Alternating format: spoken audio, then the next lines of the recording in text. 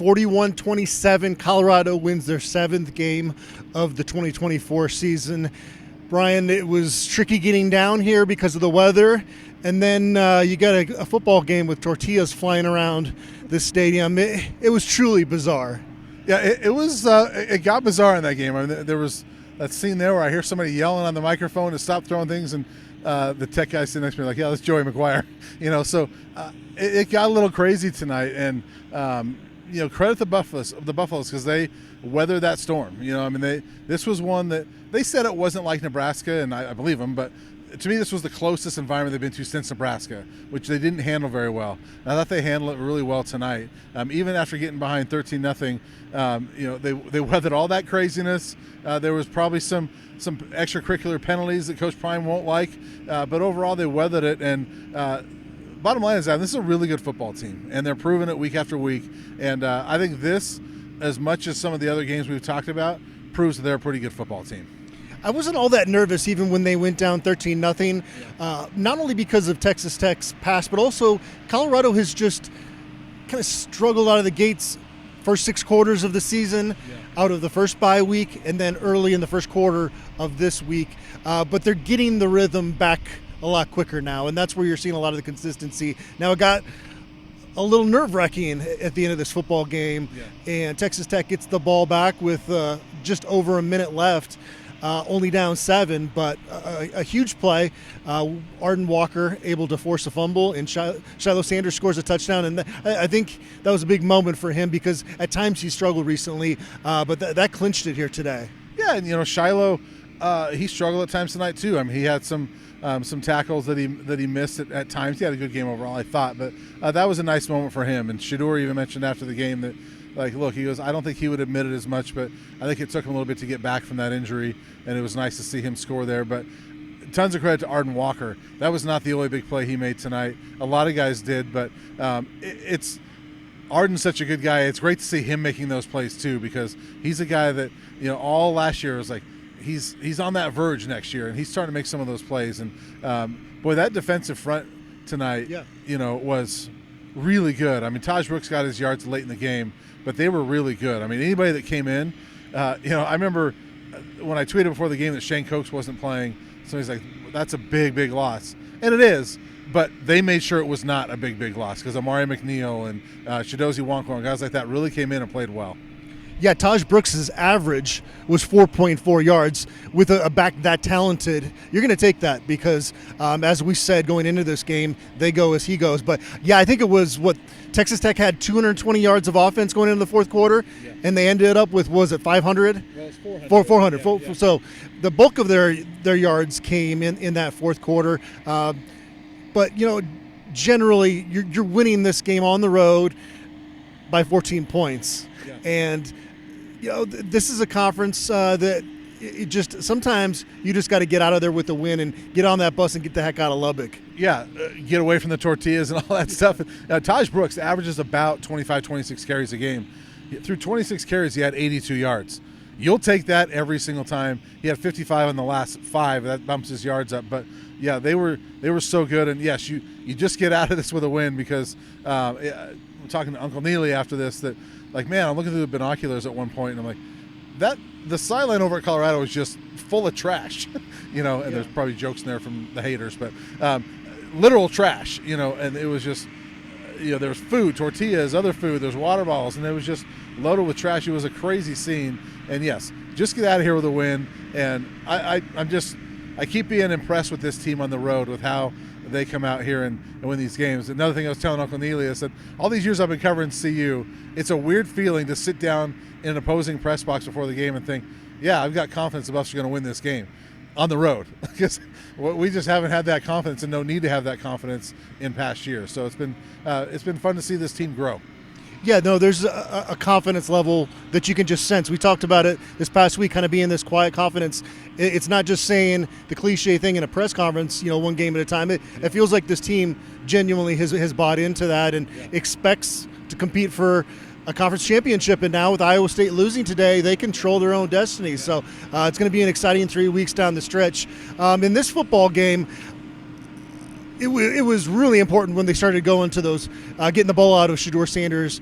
hands quickly in the screen game, and that was really the bulk of their offense. Early on, Texas Tech was sagging off defensively, and you were running these long developing plays, and it just wasn't working. But once they started getting it out in the screen game, that's when you saw it really take off. And LeJontay Wester's touchdown, I don't know how he kept his balance on that. That was an incredible play.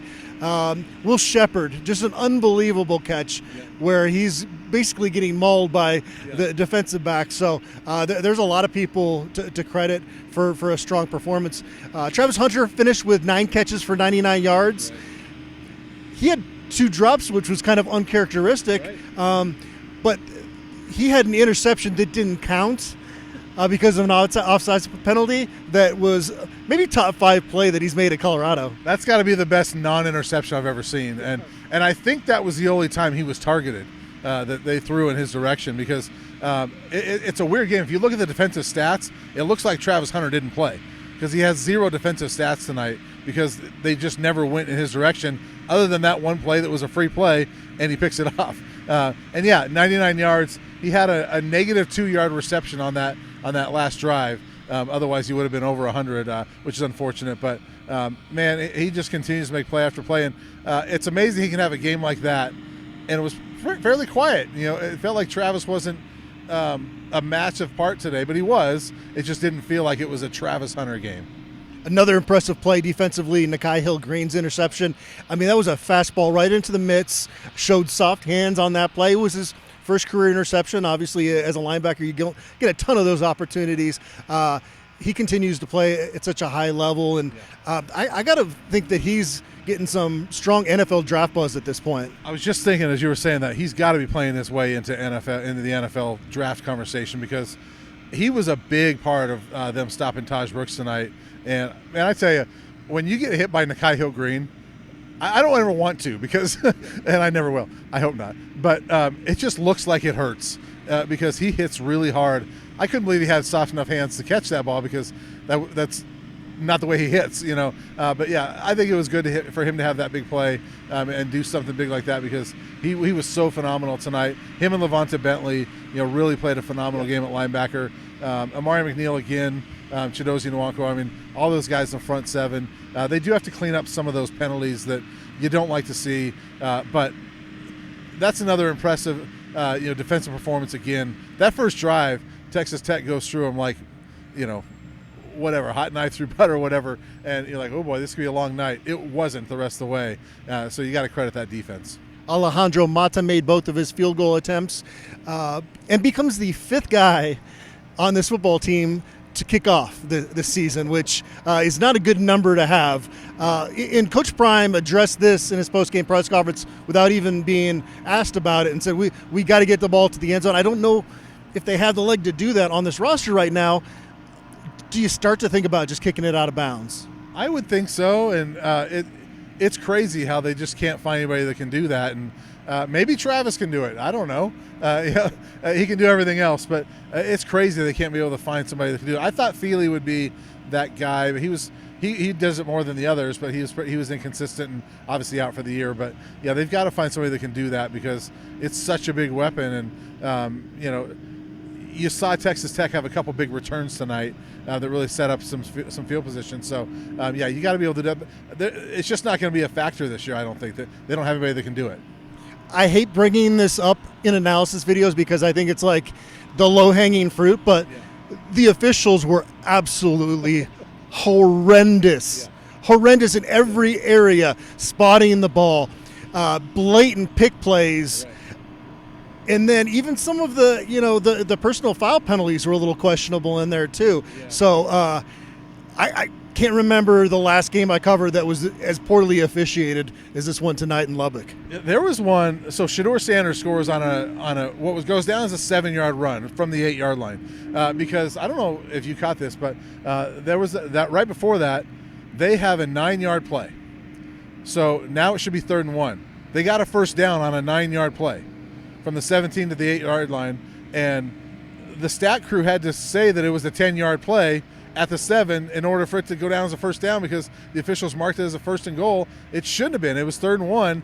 Shedeur scores on the next play, so it doesn't matter, but it might have changed the play calling. But yes, that was one of the many things. How many times did the officials have to get on the mic and say, "Can you please reset the clock to this?"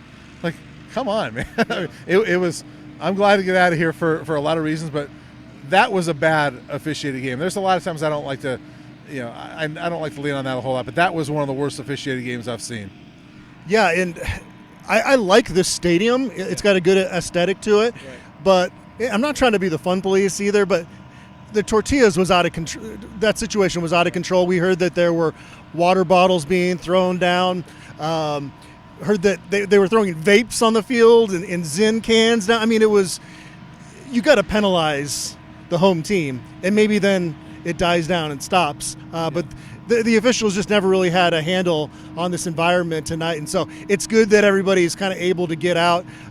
Jimmy Horn did get banged up in this game, and they mentioned how he was going to be such a big part of the game plan that that kind of affected things when he went out.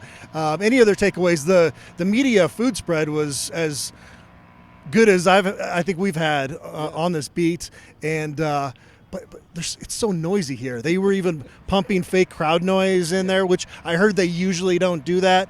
We heard that the tortillas was even more than they've ever seen around here, so they were trying to make it a hostile environment. It worked, but their football team's just not good enough. Yeah, and that's a good football team, but yes, they were not good enough tonight. And just going back to the food spread, you and I both randomly went to the same Italian place last night and had a mediocre calzone.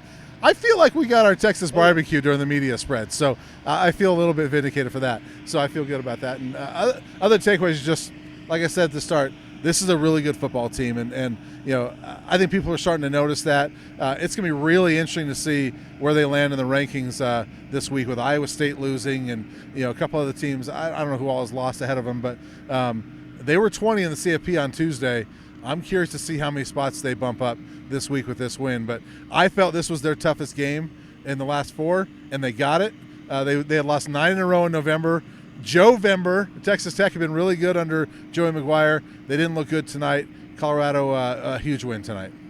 Well, I'll give you $10, Brian. There's some crusty tortillas over there. Will we eat one of those for $10? Save your money. Go get another mediocre calzone. It might be just as good as that calzone we had last night. So It just might be.